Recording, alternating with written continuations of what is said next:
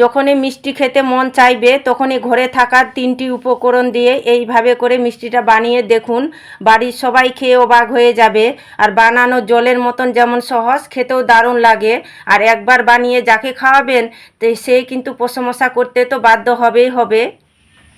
নমস্কার বন্ধুরা, প্রতিমা kitchen village ফুডের নতুন ভিডিওতে সকলকে স্বাগত জানিয়ে আজকে রেসিপিটা শুরু করছি। আর আজকে আমি আপনাদের সঙ্গে শেয়ার করব নতুন ধরনের একটা মিষ্টি রেসিপি। মিষ্টি খেতে ইচ্ছে করলে ঘরে থাকা 3টি উপকরণ দিয়ে খুব সহজে তৈরি করে নিতে পারবেন। আর বানানো জলের মতন সহজ, খেতেও দারুণ লাগে। আর খুবই কম সময়ের মধ্যে ঝটপট তৈরি করে নিতে পারবেন। তো চলুন সহজভাবে বানিয়ে দেখাবো। তো কীভাবে বানাচ্ছি বন্ধুরা, স্কিপ না করে পুরো ভিডিওটা দেখবেন। আশা করি আজকে রেসিপি দেখতে আপনাদেরকে ভীষণ ভালো লাগবে। আর যে সকল বন্ধুরা এখন পর্যন্ত চ্যানেলে নতুন হয়ে থাকলে প্লিজ চ্যানেলটিকে সাবস্ক্রাইব করে আমার পাশে থাকবেন। আর যারা যারা ফেসবুক পেজটাকে দেখছেন তারা পেজটাকে ফলো করে আমার পাশে থাকবেন। তাহলে বন্ধুরা নতুন মিষ্টি রেসিপিটা বানানো শুরু করি। তো দেখুন, মিষ্টি রেসিপিটা বানাবার জন্য দুটো নিয়েছি আমি গাজর। তো প্রথমে গাজরটাকে কেটে নেব।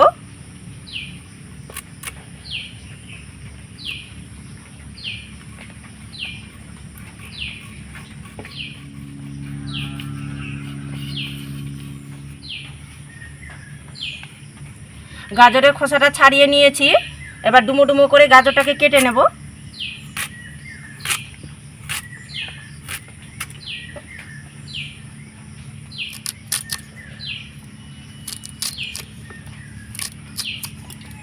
দেখুন, গাজরটাকে এইভাবে করে ডুমো ডুমো করে কেটে নেব।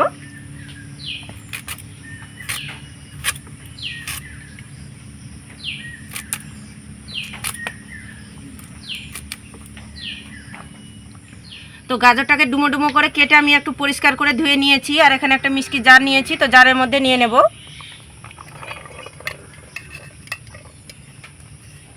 পেস্ট করানোর জন্য সামান্য একটু জল দিয়ে দেব। এবার মিষ্টি ঢাকনাটা লেগে পেস্ট বানিয়ে নেব। তো খুব সুন্দর করে পেস্ট বানিয়ে নিয়েছি। আর একটু স্মুথ করে পেস্টটা তৈরি করে নিতে হবে। গাজরের যেন দানা দানা ভাবটা যেন না থাকে, একদম স্মুথ করে নিয়েছি। আর এদিকে উনুন ধরিয়ে কড়াই বসিয়ে দিয়েছি। কড়াইয়ের মধ্যে দিয়ে দেবো 1 চা চামচ ঘি। গাজরের যে পেস্টটা তৈরি করেছি সেটা দিয়ে দেব।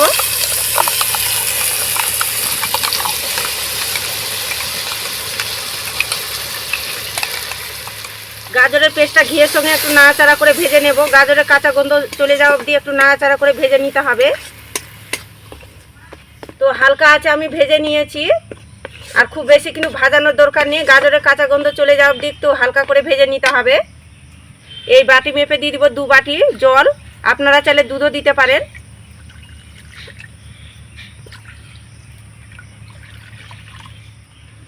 এবার নাড়াচাড়া করে একটু গরম করে নেব। তো নাড়াচাড়া করে আমি গরম করে নিয়েছি।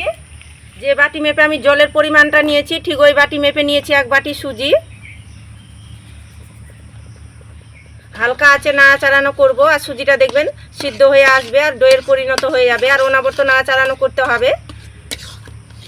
নাড়াচাড়ানো কিন্তু থামানো যাবে না, অনাবর্ত কিন্তু নাড়াচাড়ানো করতে হবে।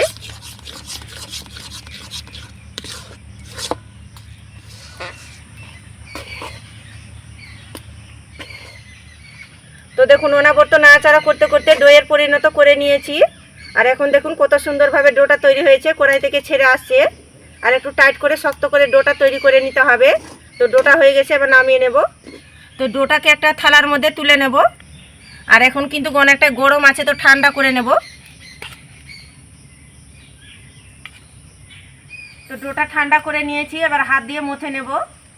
তো মথার আগে একটু সাদা তেল হাতের মধ্যে লাগিয়ে নিয়েছি। এবার হাত দিয়ে ভালো করে চটকে চটকে আমি মথে নেব।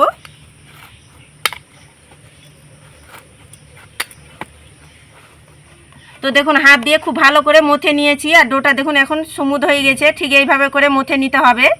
তো এবার আমি মিষ্টিগুলো তৈরি করে নেব। তো ছোট ছোট করে লেচি কেটে নেব। মিষ্টিগুলো ছোট ছোট করে তৈরি করব। আপনারা চাইলে নিজেদের পছন্দ মতো করে তৈরি করতে পারেন। তো দেখুন, হাতের মধ্যে নিয়ে গোল করে নিয়েছি। হাতের তালুটা দিয়ে হালকা করে চ্যাপটা করে নেব, খুব বেশি না। মাঝখানটায় দেখুন এইভাবে করে একটু ফুটো করে নিতে হবে আঙুলটা দিয়ে।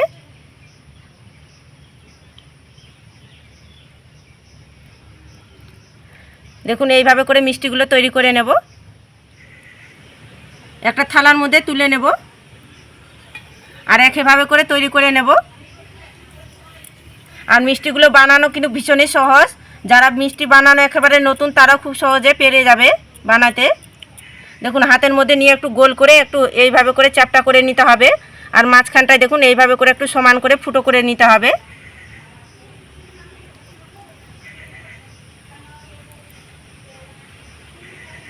দেখুন বলতে বলতে আর একটা মিষ্টি তৈরি হয়ে গেল।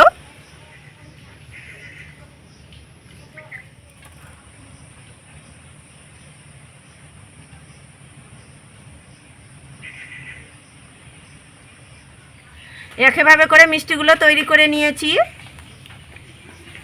এবার মিষ্টির জন্য সেরাটা তৈরি করে নেব। সেরাটা তৈরি করার জন্য নিয়েছি 1 বাটি চিনি আর 2টো নিয়েছি এলাচ। এলাচের একটু মুখগুলো ফাটিয়ে নিয়েছি। আর 1 বাটি মাপ করে দিয়ে দিব 1.5 বাটি জল।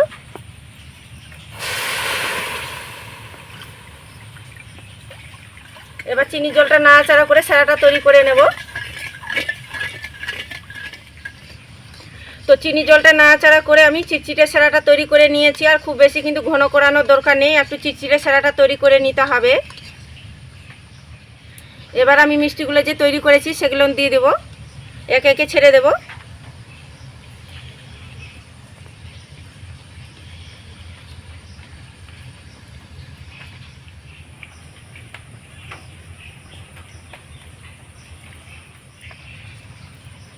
তো দেখুন সেরার মধ্যে দিয়ে দিলাম সবগুলোই।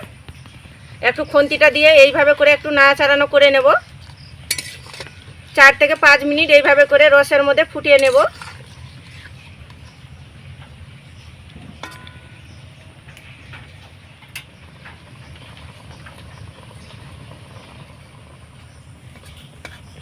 তো দেখুন রসের মধ্যে 4 থেকে 5 মিনিট একটু ফুটিয়ে নিয়েছি। তো হয়ে গেছে, এর থেকে কিন্তু ফুটাবো না। এবার হয়ে গেছে, নামিয়ে নেব। নামিয়ে একটু ঠান্ডা করে নেব। তো মিষ্টিগুলো ঠান্ডা করে নিয়েছি। আর দেখতে দেখুন কি লোভনীয় দেখাচ্ছে। আর মিষ্টিগুলো দেখে দেখুন মন ভরে আছে, মুখে দিতেই মিশে যাবে, দারুণ লাগে খেতে। হঠাৎ করে মিষ্টি কিছু খাওয়ার ইচ্ছে করলে এইভাবে করে মিষ্টিটা বানিয়ে দেখুন, খেতে কিন্তু দারুণ লাগে। আর বানা মাত্রই শেষ হয়ে যাবে। বাড়ি বাচ্চা থেকে বড় সকলে খেয়ে প্রশংসা করতে তো বাধ্য হবে। তো দেখুন মিষ্টিগুলো আমি প্লেটের মধ্যে সুন্দর করে সাজিয়ে নিয়েছি। আর দেখতে দেখুন কি লোভনীয় দেখাচ্ছে। আর কেটেও দেখাচ্ছি মিষ্টিটা কতটা নরম তুলতুলে আর সফট হয়েছে, মুখে দিতেই মিশে যাবে, দারুণ লাগে খেতে। এইভাবে করে একবার শুধু বানিয়ে দেখুন, মুখে স্বাদ লেগে থাকবে। এতটা খেতে দারুণ লাগে কি বাড়ির সবাই খেয়ে তো অবাক হয়ে যাবে। কতটা নরম তুলতুলে সফট হয়েছে দেখুন, প্রতিটা মিষ্টি মুখে দিতেই গলে যাবে, দারুণ লাগে খেতে। আর কতটা নরম তুলতুলে সফট হয়েছে দেখুন, কতটা নরম তুলতুলে সফট আর রসালো হয়েছে। আর দেখলেন তো মিষ্টিটা বানানো কত সহজ। তো আপনারা একবার হলেও আমার মতো করে ঝটপট তৈরি করে দেখবেন। আর খেয়ে কেমন লাগলো তো অবশ্যই কমেন্ট করে বলবেন। আর আজকের রেসিপি কেমন লেগেছে তো প্রতিদিনের মতন অবশ্যই কমেন্ট করে বলবেন। আর ভালো লাগলে একটা লাইক করে বন্ধুদের সঙ্গে ভিডিওটা শেয়ার করবেন। তো ভিডিওটা এখানে শেষ করছি, দেখা হচ্ছে আবার নতুন কোনো রেসিপির সঙ্গে।